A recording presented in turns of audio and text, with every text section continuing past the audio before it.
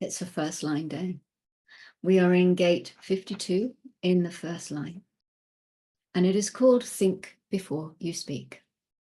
This is the foundation of this hexagram of inaction. Think before you speak. The exaltation says the pause that is so profound that it leads to silence. The pacification of energy that leads to stillness. There is nothing to do. There is nothing to say until the moment that there is something of value to concentrate on. And this can be very annoying for other people. Anyone who is involved in the logical process, they're desperate for energy, they're hungry for energy, and they get really annoyed that Buddha is meditating under the tree when the fields need to be ploughed. They get very annoyed that the energy is not being used to figure out and to control who is going to plough, how they're going to plough, what it's going to look like when it's ploughed, who will keep the records, how are we going to concentrate on all of that. That energy is missing. This is a collective gate, and it's logic. Logic is the most important process for us because it ensures our health and stability. So if these people are not doing something, they're not providing their energy, this is a root gate. Why aren't you giving us all of that juicy root energy? Then they receive all kinds of pressure from other people. Energy is a precious commodity for the logic circuitry. And how that energy is used is so important. And as always, it's a question for whoever that being is that carries this energy of being able to operate out of their own nature. So the 52nd gate is about the capacity not to be distracted. In the detriment, we have speaking first and living with the consequences afterwards. Energy that cannot be stilled. To waste logical energy may mean that there's no place to put that energy again for a long time. It's an experiment that goes wrong, that uses up a lot of resources that will not then easily get refinanced. Think before you speak. Be clear in your assessment before you act. This is where the depression comes in, because this is a format gate, as we know. They all carry that potential for depression. And in this gate, you have the energy not to be distracted. You have the energy potential to be focused and concentrated, but you don't have anything to concentrate on. And so in comes that depression. Remember the magic of logic. You can only be a master through repetition of the process, but you've got to have something that you want to repeat. We're told this in gate 16, something you can identify with and have enthusiasm for. Got to have something. All of that has got to be part of it so that you can focus your energy. And then when it comes to anything that involves energy or resources, it has to come to you as well in relationship to your type.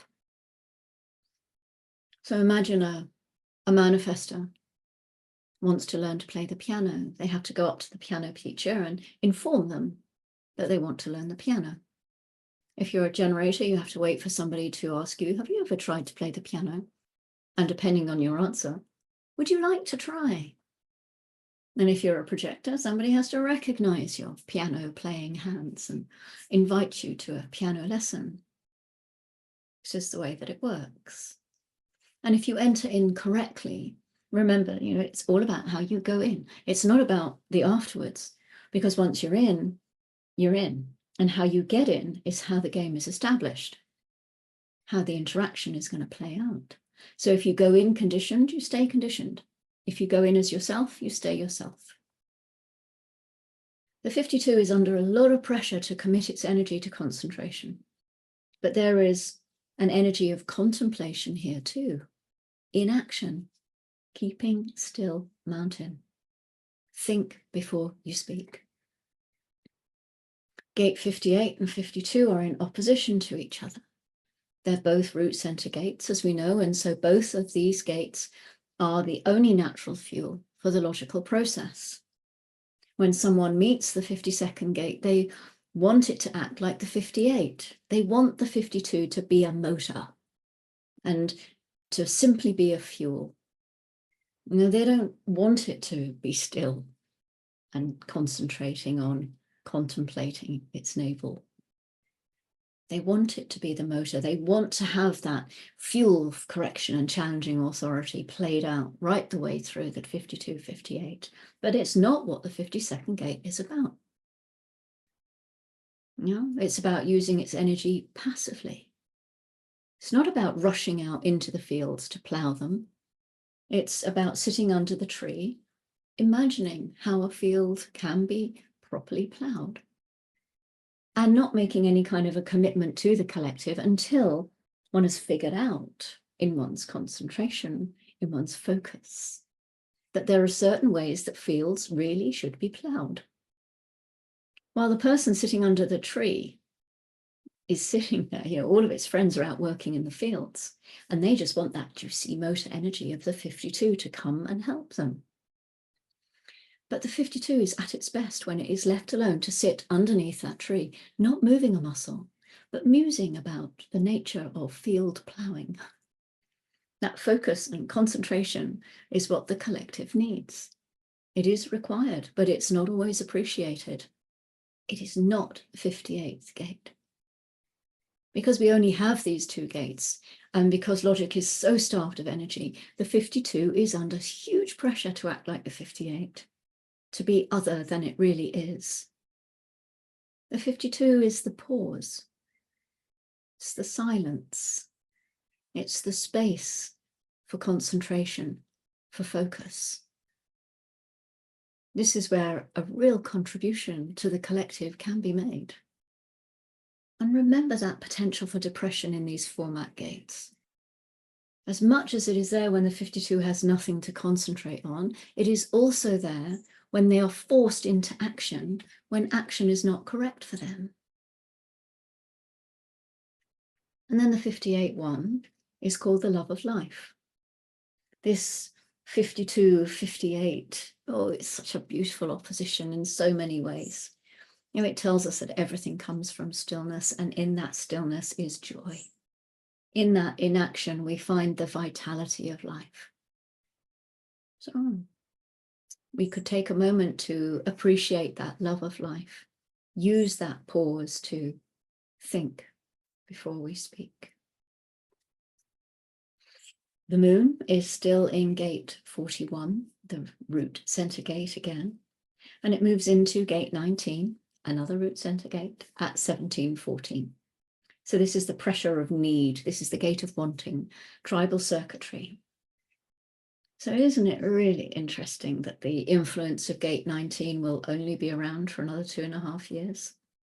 I mean, those of us who have it will always have it, of course. It will always be in our experience, whether we have it consistently or not. But after 2027, well, this is part of the mutation that Ra taught us about. As we experience it now, this is a gate of sensitivity, a gate of flirting. But it's sensitive to the tribe's resources. There's an awareness of basic needs, both material and emotional. It's a gate that has to find its own balance between that awareness and being overly needy for themselves. And then we move into gate 13 at 2:47 tomorrow morning, which is a G-center gate, the gate of the listener. This is in the sensing circuit. It's a memory gate. It's very reflective. It collects and it remembers things of personal value that can also be of value to the community, to the collective.